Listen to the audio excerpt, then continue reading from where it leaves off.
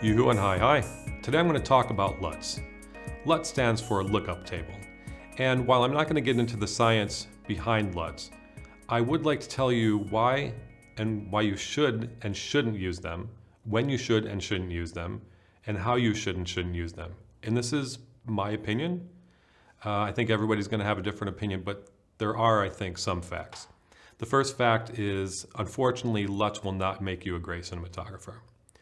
We know there's a ton of LUTs out there on the internet, some free, some paid for. LUTs come with like DaVinci Resolve and some other software programs. And you might think that all you have to do is film something, bring it into your editing software, pop the LUT on it, and you're done.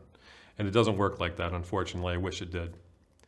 There are LUTs that when the Matrix was, big, there were Matrix LUTs with kind of the promise that you could film something, pop this LUT in there, and it would look like the Matrix.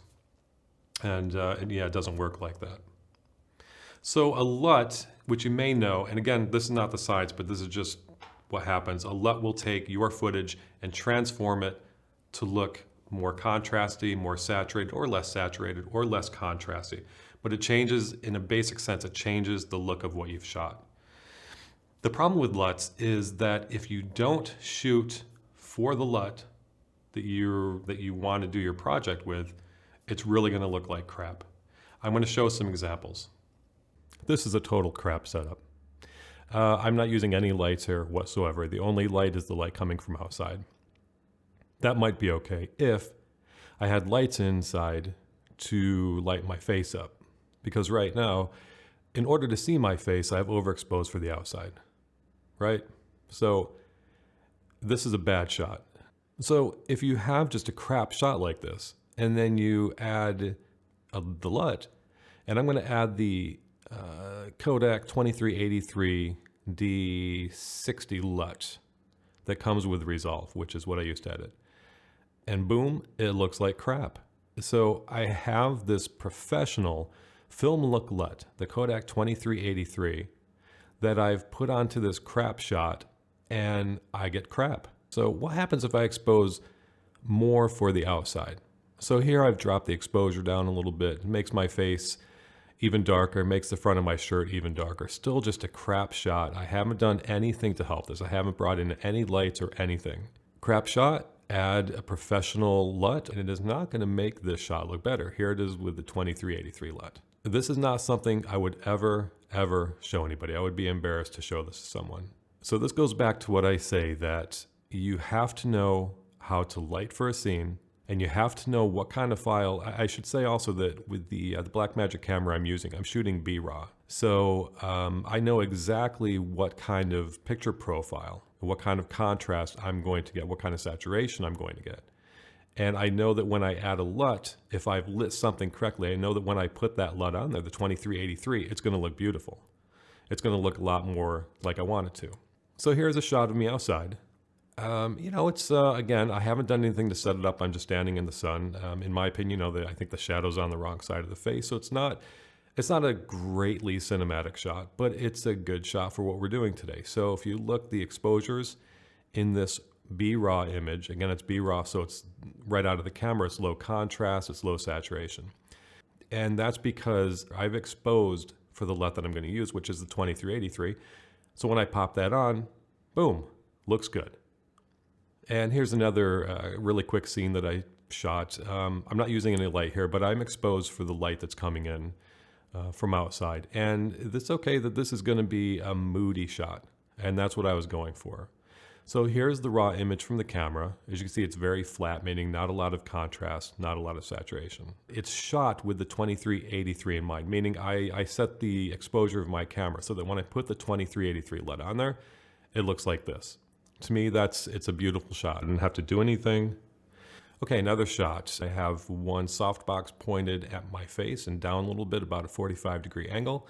And I also threw some light in that room behind me and opened the door just so there was a little bit of contrasting of light color. So the light on my face is a tiny bit warm, and the light coming from that back room there is cool. Just adds a little depth to this. We're looking at the raw image here, and when I put on the 2383 LUT, which is, I love this thing, boom. And I just want to say again that these are not amazing setups. I'm just trying to show you how, if you have something that looks crappy, it's going to look crappy with the LUT. If you have something that is balanced in exposure and colors and focus and composure, or composition, and you add a LUT, it's going to look good. One more. Let's take a look at this scenery example. And this is just shot with the light of day. This is just, sunset going down behind me. And I love clouds. I will sit outside and just stare at clouds, whenever I can. So I love this. So the foreground where the grass is, that's a little dark because it's not getting the sun, but those clouds are getting the sun. If I pop the LUT on here, and in this case, I'm going to use one of the Fuji LUTs from DaVinci Resolve. And you pop it on and it looks great. Again, I don't know, is this going to be in a movie? I don't know, but I'm just using this for an example.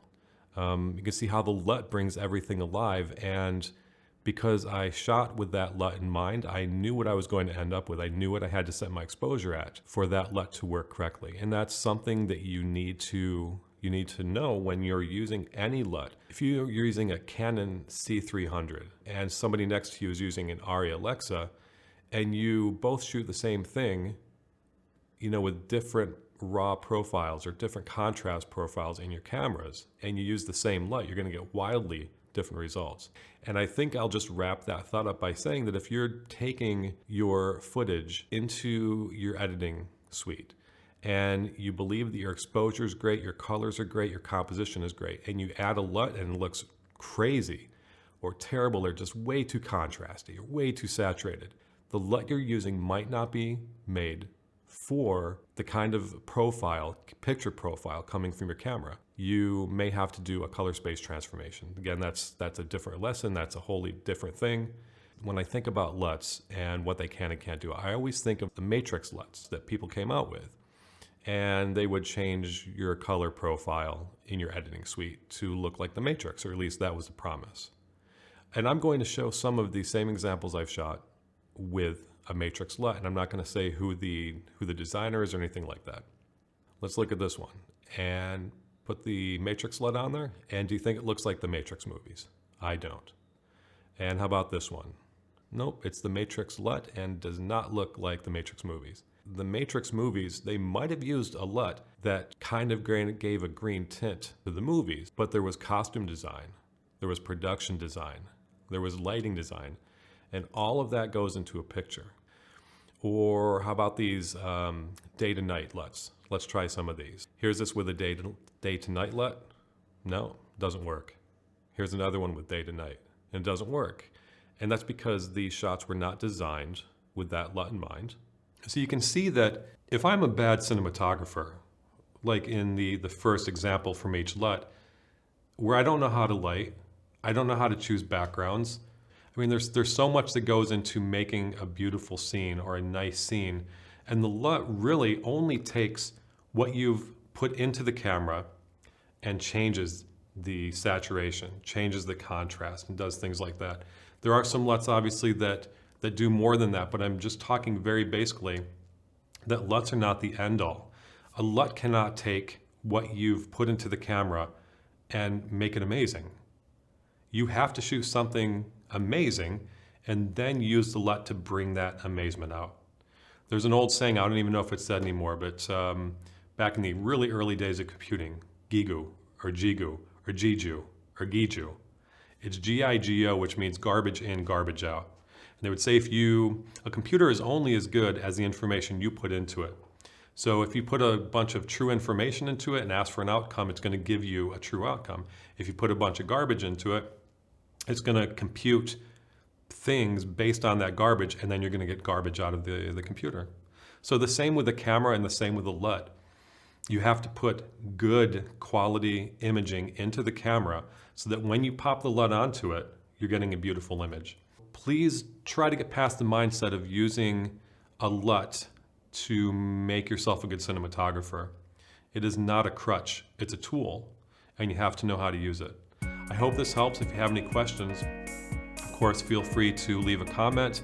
If you're watching this on my website, send me an email, and I will get back to you as soon as I can, okay? And a quick side note, if you're watching my videos and you're getting something out of them, you're learning something, which I hope you are, please take a really quick second to just hit the subscribe button because that really helps me and it's a really quick for you, okay? All right, until next time, bye-bye.